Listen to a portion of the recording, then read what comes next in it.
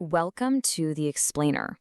So, how do you get from a kid's birthday party to fears of a full-blown societal collapse? It sounds like a stretch, right? Well, today we're going to pull on a thread that starts with something that simple and see just how far it unravels. We're going to explore how some people see a deeply troubling pattern connecting the schoolyard, the police, and even international politics. Okay, so where does a story like this even begin? You think it would be some huge global event, but nope. It all kicks off with something much, much smaller. A complaint from a mom whose son's school banned birthday treats. And for the hosts in the conversation we're examining, that tiny little thing, well, that was the canary in the coal mine. So yeah, you heard that right. The whole debate gets started because a school says no more homemade treats. But for the hosts we're following, this is way bigger than just cupcakes. They see it as the first step, the first domino to fall in this bigger push for what they call equality madness, something that they believe just ends up stripping away joy and individuality. Now, you've got two sides to this, right? On one hand, the school's logic seems pretty reasonable. They want to promote healthy eating and make sure no kid feels bad if their treat isn't as fancy as someone else's. It kind of makes sense. But the hosts, they are not buying it. They call it patronizing control that smothers a kid's creativity, all in the name of some misguided idea of fairness. Okay, so from this one little thing, the birthday treats, the hosts start connecting the dots. They argue this is not just a one-off. They see a whole pattern of what they call absurdity, a bunch of seemingly senseless rules that, in their view, are designed to chip away at our own common sense and our ability to make good judgments. And their first big example is a doozy. It's this new anti-discrimination poll for the police in the Netherlands. Get this, it's literally a poll with a button. And that button randomly picks who gets searched. The hosts just tear into this, saying you're throwing out a police officer's actual experience and intuition and replacing it with, what, a lottery? All just to look like you're being fair? Then the discussion just escalates. It jumps from the street to the highest levels of government, to a debate about whether it should be a crime to help illegal immigrants. Now, a top advisory body, the Council of State, warned against this, and they used a very specific example. What if someone just gives a person a cup of soup? The hosts argue this is a classic tactic.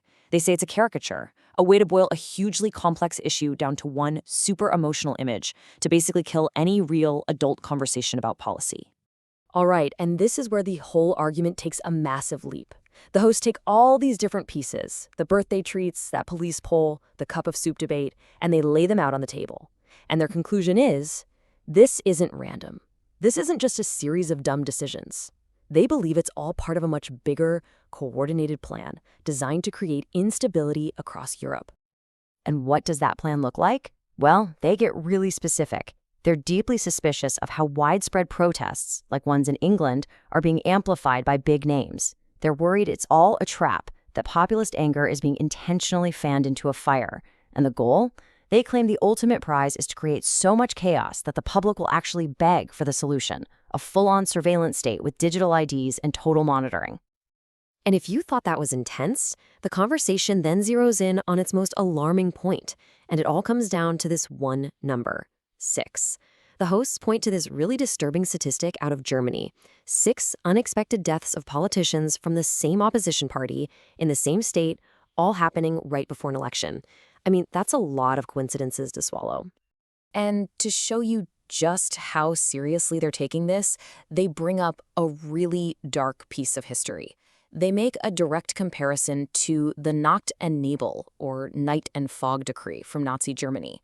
That was a directive used to make political enemies literally disappear without a trace. So, by bringing that up, they're basically suggesting maybe these deaths aren't a coincidence at all. So, after painting this really terrifying picture, the conversation kind of takes a step back. The hosts ask a question that I think we've all felt. Why does it feel like we can't talk about anything anymore? Why does every debate feel so completely broken? And to find an answer, they turn to the work of an academic named Ewald Engelen. And Engelen has this fascinating theory he calls the two frames model. He says that for any big, complicated issue, we're immediately given two, and only two, extreme options. I mean, think about it. With COVID, it was either just a bad flu or it's the plague. With the war in Ukraine, it was either Munich 38 or Cuba 62. There's just no room for any nuance in the middle. You're forced to pick a side.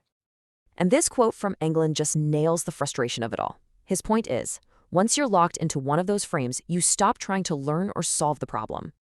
Your only goal becomes defending your team's frame no matter what. And the result? As he puts it so bluntly, we are learning absolutely fuck all from this. So, we have this high-level theory about being trapped in frames. But what does that actually feel like for us, day to day?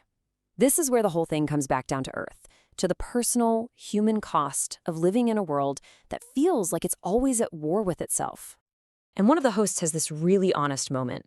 He basically admits, yep, I did it too. He talks about getting into these heated online arguments about the Gaza conflict and just how toxic and exhausted he felt. And then he had this realization that he was trapped. He was just screaming from inside his own bubble, his own frame, and it wasn't changing anyone's mind or doing a single bit of good. That moment of clarity led him to make a change. He brings up the famous serenity prayer, you know the one, about accepting what you can't change and having the courage to change what you can. For him, it became a personal guide to stop pouring his energy into these toxic, unwinnable battles online and to actually focus on where he might be able to make a real difference. Which leaves us with this final big question. I mean, think about the journey we just went on, from birthday treats all the way to global conflict. If our public conversations have turned into combat, where the only goal is just to win for your side, then what gets lost in that war? What are the casualties when things like empathy, nuance, and even just the hope of finding a solution are all left for dead on the battlefield?